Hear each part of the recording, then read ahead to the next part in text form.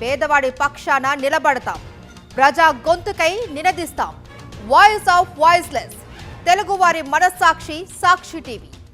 సాక్షి TV ప్రసారాల కోసం మీ స్థానిక cable ఆపరేటర్ను వెంటనే సంప్రదించండి. పాకిస్తాన్ కోసం గూఢచర్యం చేసినట్లు ఆరోపణలు ఎదుర్కొంటున్న హర్యానా యూట్యూబర్ జ్యోతి మల్హోత్రా వ్యవహారం మరోసారి హాట్ టాపిక్ గా మారింది. జ్యోతి హీట్ కేరళ ప్రభుత్వాన్ని తాకింది.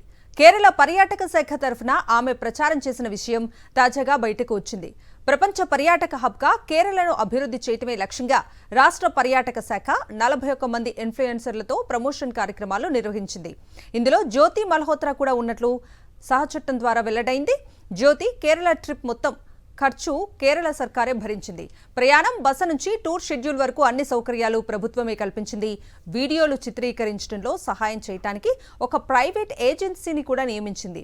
కొచ్చి, కన్నూరు, కోజికోడ్, అలెప్పి, మునార్, తిరువనంతపురం ప్రాంతాలను సందర్శించిన జ్యోతి మల్హోత్రా వాటికి సంబంధించిన వీడియోలను తన సోషల్ మీడియా ఛానల్స్లో అప్లోడ్ చేసింది. జ్యోతి మల్హోత్రాకు కేరళ ప్రభుత్వం రాచ మర్యాదల వ్యవహారం రాష్ట్రంలో రాజకీయ దుమారం రేపింది. పర్యాటక శాఖ మంత్రి మహ్మద్ రియాజ్ రాజీనామా చేయాలని బీజేపీ డిమాండ్ చేసింది. సరైన బ్యాక్గ్రౌండ్ చెక్ చేయకుండా పాక్ గూఢచారులకు రెడ్ కార్పెట్ పరిచారంటూ మండిపడింది. మహ్మూద్ రియాజ్ కేరళ ముఖ్యమంత్రి పినరై విజయన్ అల్లుడు. అయితే వివాదంపై స్పందించి టూరిజం శాఖ పర్యాటకాన్ని ప్రోత్సహించే ఉద్దేశంతో ఈ కార్యక్రమం నిర్వహించినట్లు తెలిపారు. అప్పటికి జ్యోతి వ్యవహారం బయటకు రాలేదని గుర్తు చేశారు. గూఢచారులని ముందుగా తెలుసుకోవటం ఎవరికీ సాధ్యపడదు అన్నారు.